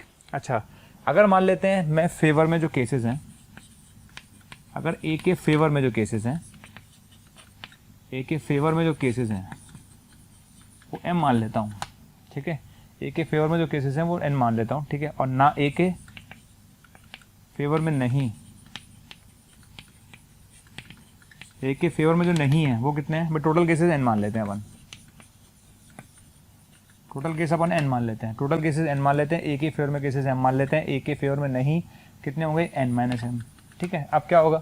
पी ए का मतलब होने की प्रायिकता एम अपॉन एन, ठीक है। पी ए बार नहीं होने की प्रायिकता, ये कट जाएगा, कितना आंसर आएगा? M upon N minus N. Clear? तो कभी भी आपसे क्वेश्चन पूछा जाए ना कि घटना ए के पक्ष में संयोगानुपात निकालो, तो घटना ए के पक्ष में संयोगानुपात क्या होता है बेटा? ए के होने की प्रायिकता अपॉन ए के ना होने की प्रायिकता, यानी P A upon P A bar. P A कितना हो गया? M upon N. P A bar कितना हो गया? N minus N upon N, ठीक है। एन से एन कट जाएगा तो ये आ जाएगा। क्लियर? तो ये अपने पास आ जाएगा, सिंपल सा फंडा है ये, ए के फेवर में और ए के फेवर में नहीं, ये अपने पास घटना ए के पक्ष में संयोगानुपात है। समझ में आ गया? अच्छा यहाँ तक आ गया। यहाँ पर एक चीज़ और है, जैसे मैंने आपसे पूछा, इस चीज़ को भी समझ लो आप, है ना। ए के, मैंने आपसे पूछा ए के पक्ष में, है ना, मैंने आपसे पूछा ए के पक्ष में संयोगानुपात, है ना। ए के पक्ष में संयोगानुपात मैंने बोला 2:3 है। समझ आ गया? मैंने बोला ए के पक्ष में संयोगानुपात कितना है? 2:3 है, ठीक है। मैंने बोला ए के पक्ष में संयोगानुपात कितना है? 2:3 है, राइट। अब मैंने ऐसा बोल दिया, चलिए अब मैंने ऐसा बोल दिया, इसका क्या मतलब है? मैंने आपसे बोला कि एक ही पक्ष में जो संयोग अनुपात है वो 2:3 है, मैंने ऐसा बोला, ठीक है। तो अगर एक ही पक्ष में से अनुपात 2:3 है तो P ऑफ A कितना आ गया? P ऑफ A कितना आ गया? 2/5। डायरेक्ट बोल देना आप, ठीक है, डायरेक्ट बोल देना। अगर एक ही पक्ष में संयोग अनुपात 2:3 है तो एक के होने की प्रायिकता कितनी होगी? 2/2+3, ठीक, 2/2+3, 2/2+3, ठीक है, सिंपल, ठीक। और एक के ना होने की प्रायिकता कितनी आगे बेटा? 3/5। तो डायरेक्ट बोल सकते हो आप, डायरेक्ट, ठीक है, सीधा। जैसे मैं आपको संयोग अनुपात बोलूंगा, एक ही पक्ष में संयोग अनुपात 2:3 है, इसका मतलब एक के होने की प्रायिकता 2/5 है, ना होने की प्रायिकता 3/5 है। अगर मैं विपक्ष में बोलता तो विपक्ष के हिसाब से लगा लेते, राइट। विपक्ष में उल्टा, पहले ऊपर P बार आ जाएगा, नीचे P आ जाएगा। तो एक डायरेक्ट फायदा इस तरह क्वेश्चंस को करने का, राइट। चलिए, तो एक टर्म हमको डिफाइन करनी थी संयोग अनुपात, वो हमने डिफाइन कर ली है। संयोग अनुपात का क्या मतलब होता है वो मैंने आपको समझा दिया है, अभी संयोग अनुपात का क्या मतलब है। अब बात आती है संयोग अनुपात पर हम क्वेश्चंस कैसे करेंगे, ठीक है। तो क्वेश्चन लिख लीजिए, क्वेश्चन लिखिए सब लोग, क्वेश्चन लिखिए। ए के पक्ष में संयोग अनुपात, ए के पक्ष में संयोगानुपात 3/4 है। ए के पक्ष में संयोग अनुपात 3/4 है। ए के पक्ष में है ना, ये ध्यान रखना, ए के पक्ष में, ये ए के पक्ष में है, ठीक है। अच्छा, बी के विपक्ष में, ठीक है। बी के विपक्ष में कितना है? बी के विपक्ष में 3/2 है। सुनना आ गया? लिख लीजिए। तो ए के पक्ष में संयोग अनुपात 3/4 है, बी के विपक्ष में 3/2 है, ठीक है। ए के पक्ष में संयोग अनुपात 3/4 है, बी के विपक्ष में 3/2 है, ओके। यदि ए तथा बी स्वतंत्र घटनाएं हैं, यदि ए तथा बी स्वतंत्र घटनाएं हैं, यदि ए तथा बी स्वतंत्र घटनाएं हैं तब, यदि ए तथा बी स्वतंत्र घटनाएं हैं तब घटना ए तथा बी में से, घटना ए तथा बी में से ठीक एक घटना होने की प्रायिकता ज्ञात करो। यदि ए तथा बी स्वतंत्र घटनाएं हैं तब घटना ए तथा बी में से ठीक एक के होने की प्रायिकता ज्ञात करो। तब घटना ए तथा बी में से ठीक एक के होने की प्रायिकता ज्ञात करो, ठीक है। क्वेश्चन आगे समझ में। अब क्वेश्चन स्टार्ट करते हैं। देखिए, ये ए के पक्ष में संयोग अनुपात है, ये ए के पक्ष में संयोग अनुपात है, ये ए के बी के विपक्ष में है। तो ए के पक्ष में संयोग अनुपात है तो पहले लिखिए प्रोबेबिलिटी ऑफ ए कितना आएगा? प्रोबेबिलिटी ऑफ ए कितना आएगा? 3/7, ठीक है। पी ए बार कितना आएगा? 4/7, क्लियर। अच्छा, बी के विपक्ष में दे रखा है तो पी बी बार पहले लिखोगे आप, पी बी बार पहले लिखोगे 3/5, ठीक है। पी बी लिखोगे, पी बी कितना लिखोगे? 2/5। समझ में आ गया? तो ए के पक्ष में संयोग अनुपात कितना है? तो 3/5 है, तो पी ए कितना हो गया? 3/7। पी ए बार कितना हो गया? 4/7। अच्छा, बी के विपक्ष में दे रखा है तो पी बी बार हो गया 3/5 और पी बी हो गया 2/5, करेक्ट। अब हम चाहते हैं ठीक एक घटना हो, ठीक एक घटना हो, उसका मतलब क्या है? ठीक एक घटना हो तो ए हो, बी ना हो, प्लस बी हो, ए ना हो। समझ में आ गया? तो ए हो, बी ना हो, प्लस बी हो, ए ना हो, ठीक है ना। समझ में आ गया? तो ए हो, ठीक है ना, ए हो, बी ना हो, प्लस बी हो, ए ना हो, क्लियर। तो आंसर कितना आएगा? 9 + 8/35, 17/35 आंसर है इसका। कितना आंसर है? 17/35, ठीक है। तो इसका आंसर देंगे हम 17/35। तो एक बेसिक प्रॉब्लम थी, सिंपल ये समझाने के लिए, भाई आपको सिर्फ ये समझाना था कि संयोग अनुपात नाम की चीज़ होती क्या है। बाकी और इस क्वेश्चन से ऐसा हमारा कोई बहुत बड़ा पर्पस सॉल्व नहीं हुआ। हम चलते हैं नेक्स्ट क्वेश्चन की तरफ। लिखिए नेक्स्ट क्वेश्चन। एक बैग में, एक बॉक्स में 5 हरी तथा 4 काली गेंदें हैं। एक बॉक्स में 5 हरी तथा 4 काली गेंदें हैं। एक बॉक्स में 5 हरी तथा 4 काली गेंदें हैं। उसमें से 3 गेंदें यादृच्छिक रूप से निकाली जाती हैं। उसमें से 3 गेंदें यादृच्छिक रूप से निकाली जाती हैं। 3 गेंदें यादृच्छिक रूप से निकाली जाती हैं। निकाली गई तीनों गेंदें हरी हैं, तब निकाली गई तीनों गेंदें हरी हैं के पक्ष में, तब निकाली गई तीनों गेंदें हरी हैं के पक्ष में संयोग अनुपात ज्ञात करो। के पक्ष में संयोग अनुपात ज्ञात करो। निकाली गई तीनों गेंदें हरी हैं के पक्ष में संयोग अनुपात ज्ञात करो। क्लियर? क्वेश्चन समझ में आ गया? तो क्वेश्चन मैं बता देता हूँ क्या है। 5 ग्रीन है और 4 काली है। क्वेश्चन क्या है? क्वेश्चन मेरे पास है, ठीक, 5 ग्रीन है और 4 काली हैं, ठीक। 5 ग्रीन बॉल है हमारे पास और 4 काली गेंदें हैं, 4 ब्लैक बॉल्स हैं। उसने ये बोला है कि इसमें से 3 बॉल आपने निकाली है, तो 3 बॉल निकाली है तो तीनों गेंदें ग्रीन होने के पक्ष में, तीनों गेंदें ग्रीन होने के पक्ष में आपको संयोग अनुपात बताना है। यानी आपको बताना क्या है, P of green divide by P of green bar, ये करना है आपको, ठीक है, समझ में आ गया, ये करना है P of green upon P of green bar. अच्छा ग्रीन आने की प्रायिकता क्या होगी भाई, ग्रीन आने की प्रायिकता होगी 5c3 अपॉन 9c3, ये बात अपन पहले कर ही चुके हैं, 5c3 अपॉन 9c3 हो जाएगी, ठीक है। अच्छा ग्रीन बार क्या होगा भाई, ग्रीन बार हो जाएगा अपने पास 9c3 minus 5c3 divide by 9c3, बस खत्म काम, और क्या है, ठीक है। तो आपका आंसर क्या हो गया भाई, आपको सेवन अनुपात चाहिए था, सेवन अनुपात क्या होगा 5c3 divide by 9c3 minus 5c3, ये आपका आंसर है, ठीक। तो आंसर क्या होगा 5c3 upon 9c3 minus 5c3, ये आपका आंसर है। तो इस तरह से अपन कर सकते हैं, इसको सॉल्व कर लीजिएगा, सॉल्व करने के बाद इसका आंसर मेरे पास जो लिखा हुआ वो लिखा हुआ 5/37, क्लियर। तो ये आंसर, ठीक। तो एक दोनों नॉर्मल रेंज के क्वेश्चन थे, दोनों ही क्वेश्चन आपको सिर्फ ये समझाते हैं कि सेवन अनुपात एक कोई बहुत ज़्यादा बड़ी टर्म नहीं है, सेवन अनुपात एक नॉर्मल सी टर्म है, आपको सिर्फ समझ में आना चाहिए कि पक्ष में सेवन अनुपात का क्या मतलब है और विपक्ष में सेवन अनुपात का क्या मतलब है, और कोई बहुत ज़्यादा लंबा चौड़ा इसमें काम नहीं। अब चलते हैं नेक्स्ट क्वेश्चन की तरफ। नेक्स्ट क्वेश्चन लिखिए, एक बुक, एक किताब के पक्ष में, एक किताब के पक्ष में 8 स्वतंत्र, एक किताब के पक्ष में 3 स्वतंत्र क्रिटिक्स, क्रिटिक्स समझते हो, आलोचक, ठीक है, 3 स्वतंत्र आलोचक, एक किताब के पक्ष में 3 स्वतंत्र आलोचक, एक किताब के पक्ष में 3 स्वतंत्र आलोचकों संयोगानुपात का संयोगानुपात 5:2, 4:3, 3:4 है, ठीक है, 5:2, 4:3, 3:4 है, ठीक है ना, रेस्पेक्टिवली अनुपात। इसका मतलब ये, जैसे मान लो 3 अपने पास क्रिटिक्स हैं, क्रिटिक्स ए, क्रिटिक्स बी और क्रिटिक्स सी, ठीक है ना, ठीक। और क्रिटिक्स ए जो है इसने पक्ष में दिया है, पक्ष में संयोगानुपात दे रखा 5:2, यानी बुक के पक्ष में दिया है संयोगानुपात, है ना। तो ए जो क्रिटिक्स है उसने बुक के पक्ष में संयोगानुपात दिया 5:2, बी ने दिया 4:3, सी ने दिया 3:4। जैसे मैं देख रहा हूं कि आपको हमारे वीडियोस बहुत पसंद आ रहे हैं, ठीक। अगर आपको हमारे वीडियोस बहुत पसंद आ रहे हैं तो मेरी आपसे रिक्वेस्ट है कि उन वीडियोस को आप लाइक करें, शेयर करें, क्योंकि अगर आप उस वीडियो को लाइक करेंगे तो और बच्चे जब उस वीडियो को देखेंगे वो भी मोटिवेट होंगे, और अगर आप शेयर करेंगे तो वो ज़्यादा से ज़्यादा बच्चों के बीच में वो कंटेंट जाएगा।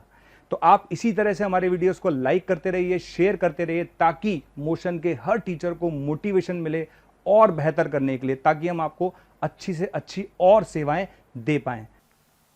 ओके, अब इस बात की प्रायिकता क्या होगी, ठीक, इस बात की प्रायिकता क्या होगी कि उन तीनों के व्यूज़ मेजॉरिटी का मतलब ज़्यादा बुक के पक्ष में है। इस बात की प्रायिकता क्या होगी कि उन तीनों के व्यूज़ मेजॉरिटी में बुक के पक्ष में है, तो इस बात की प्रायिकता क्या होगी कि उन तीनों के व्यूज़ मेजॉरिटी में बुक के पक्ष में है, ठीक है ना, मेजॉरिटी में बुक के पक्ष में है, समझ में आ गया। तो इस बात की प्रायिकता क्या होगी कि मेजॉरिटी में बुक के पक्ष में है। क्वेश्चन ये है, आपको समझ में आना चाहिए। अब मैं वो क्वेश्चन समझाता हूँ। जैसे आपने एक बुक लॉन्च की है ना, आपकी बुक आई मार्केट में, जब बुक आती है तो ऑब्वियसली बात है सब तरह के क्रिटिक्स वगैरह, आलोचक वगैरह सब रहते ही हैं। तो जो आलोचक थे उन्होंने बोला कि हम ये बुक फेवर करते हैं, यानी हम इस बुक की तारीफ करते हैं, इसके पक्ष में संयोगानुपात कितना है 5:2, ठीक है। दूसरे वाले ने बोला 4:3 और तीसरे वाले ने बोला 3:4, ठीक है।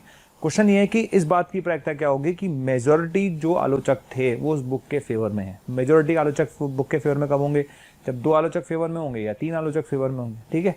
तो मेजॉरिटी आलोचक बुक के फेवर में है। तो देखिए पहली बात, अगर मैं ए की बात करता हूँ तो ए की प्रायिकता कितनी आ गई बेटा 5/7, और ए के नहीं आने की प्रायिकता कितनी आ गई 2/7, ठीक।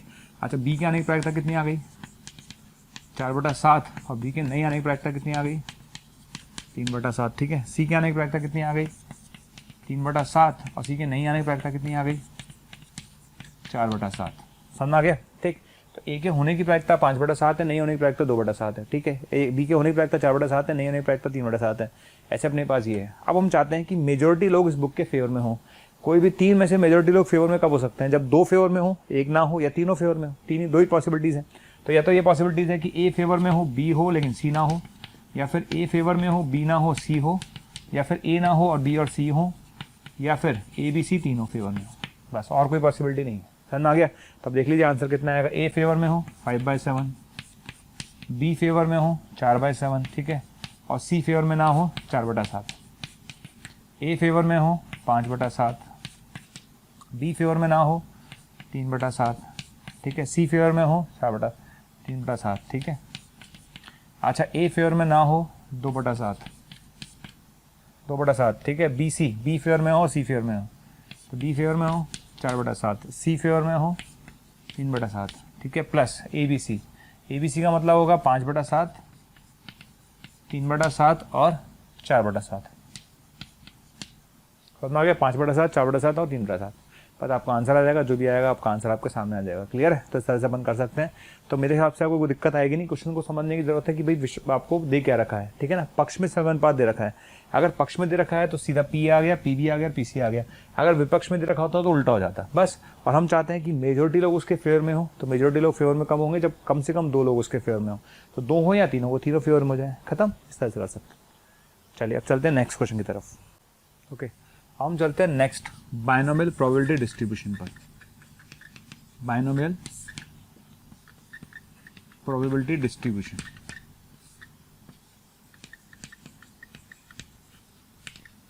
ठीक है।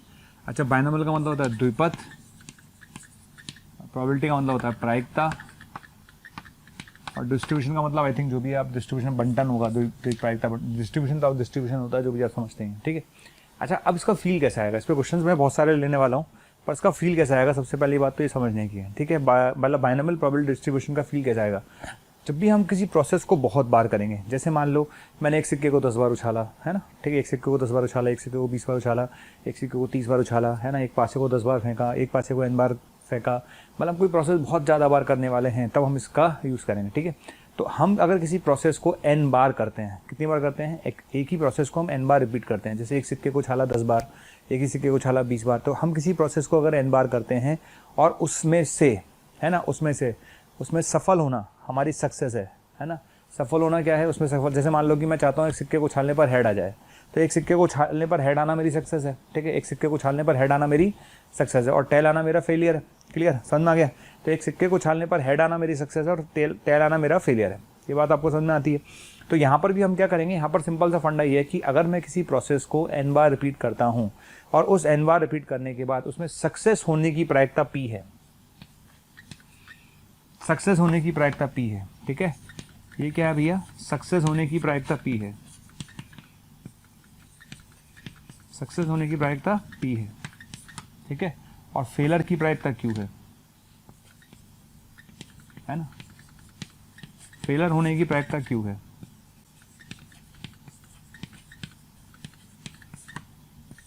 समझ आ गया? तो अगर मैं किसी प्रोसेस को n बार रिपीट करता हूँ, यदि किसी प्रोसेस को मैं n बार करता हूँ और उसमें सफल होने की प्रायिकता, सक्सेस होने की प्रायिकता तो p है और फेलर होने की प्रायिकता q है, ठीक है। सक्सेस होने की प्रायिकता p है और फेलर होने की प्रायिकता q है, तो ऑब्वियसली बात है p प्लस q किसके बराबर होगा? 1 के। क्लियर? ठीक, मैं रिपीट कर रहा हूँ मेरी बात को।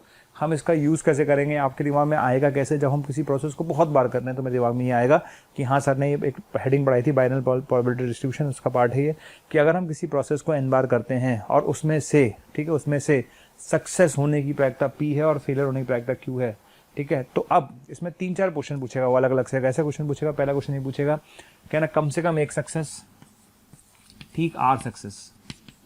क्वेश्चन आ गया ठीक r सक्सेस, ठीक r सक्सेस। आपसे पूछेगा ठीक r बार सक्सेस होने की प्रायिकता क्या होगी? ठीक r बार सक्सेस होने का मतलब है n में से r बार NCR, ठीक है। आपने एक्सपेरिमेंट 10 बार किया, आप चाहते हो 10 में से आप 4 बार सक्सेस हो जाओ तो 10C4। आप चाहते हो एक्सपेरिमेंट आपने 10 बार किया और आप चाहते हो 5 बार सक्सेस हो जाओ तो 10C5, ठीक है। तो NCR, ठीक r सक्सेस होने की प्रायिकता निकाल रहा हूँ मैं, तो ठीक r सक्सेस की प्रायिकता क्या होगी? NCR।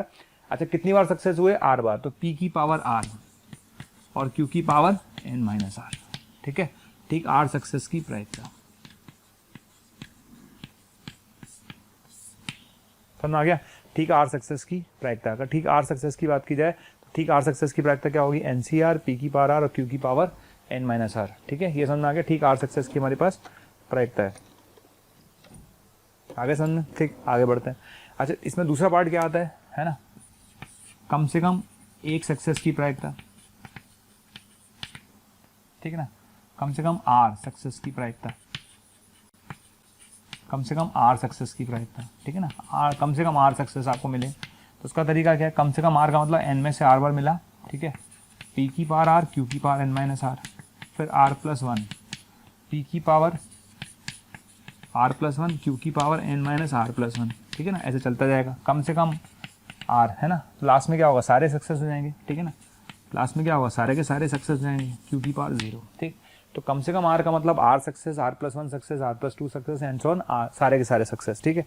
अच्छा तीसरा आता है अधिक से अधिक आर सक्सेस, तीसरा आता है अधिक से अधिक आर सक्सेस, तीसरा आता है अधिक से अधिक आर सक्सेस।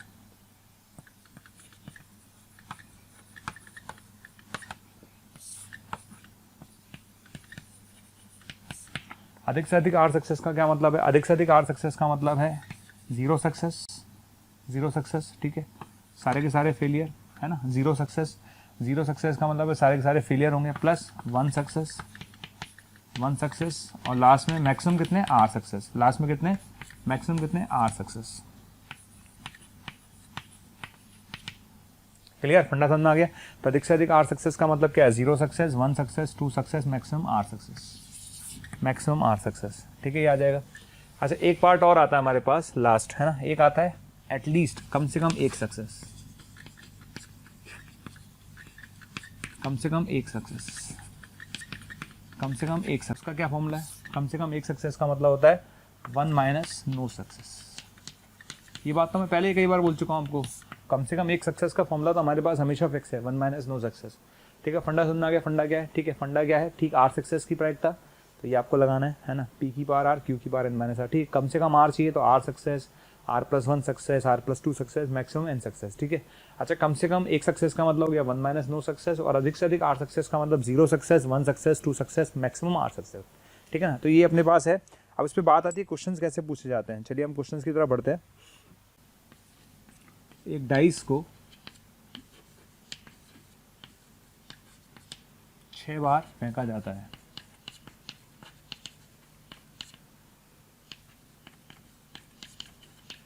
एक डाइस को 6 बार फेंका जाता है, ठीक है। गाइस एक डाइस को 6 बार फेंका जाता है, ठीक। डबलेट, डबलेट मतलब दोनों पर सेम नंबर आना, डबलेट मतलब दोनों पर सेम नंबर आना,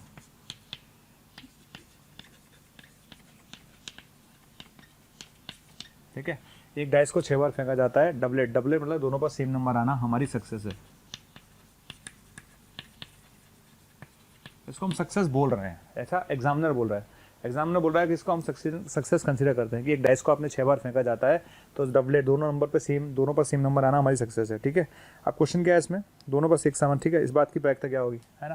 तो find the probability that, find the probability that, पहला क्वेश्चन, पहला question no success, no success का मतलब आपको सक्सेस मिली नहीं, पहला क्वेश्चन, ठीक है, नो सक्सेस। दूसरा ठीक एक सक्सेस, ठीक एक सक्सेस, ठीक एक सक्सेस। तीसरा क्वेश्चन, तीसरा क्वेश्चन अपने पास कम से कम एक सक्सेस, कम से कम एक सक्सेस, ठीक है, कम से कम एक सक्सेस। और चौथा है एट मोस्ट, अधिक से अधिक एक सक्सेस, अधिक से अधिक एक सक्सेस।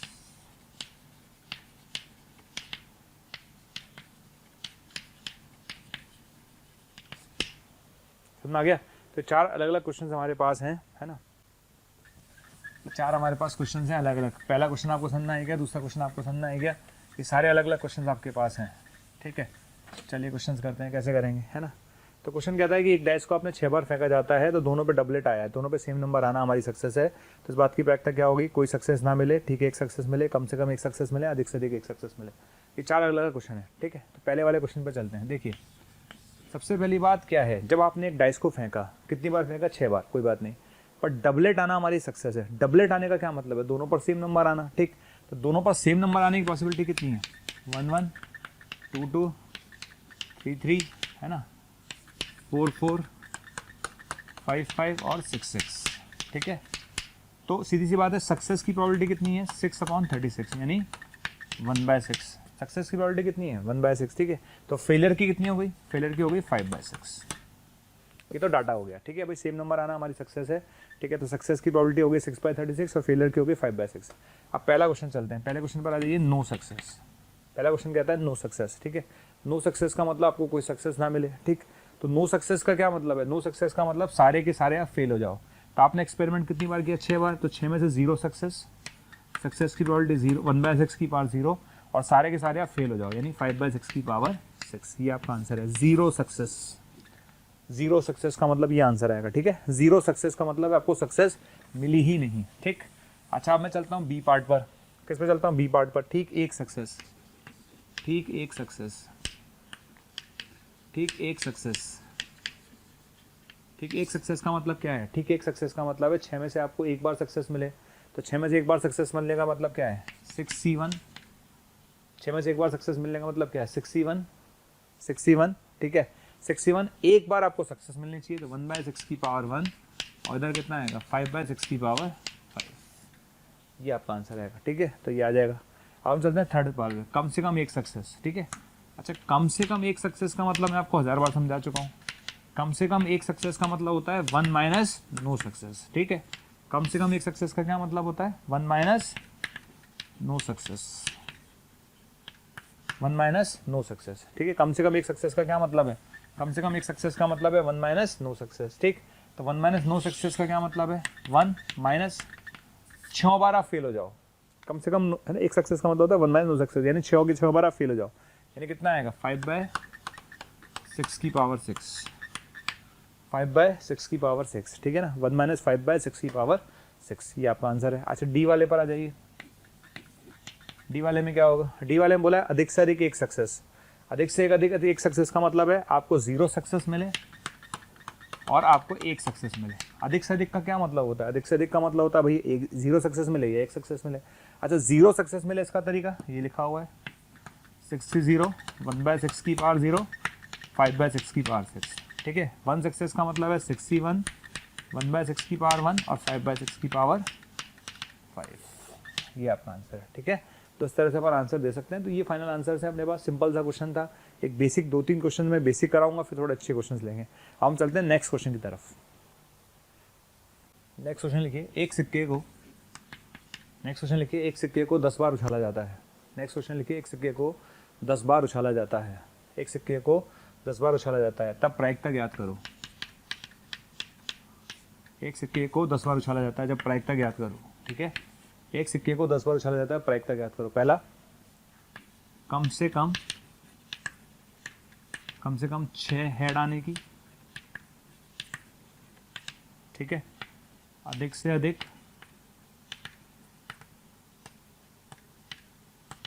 6 हेड आने की और ठीक 6 हेड आने की।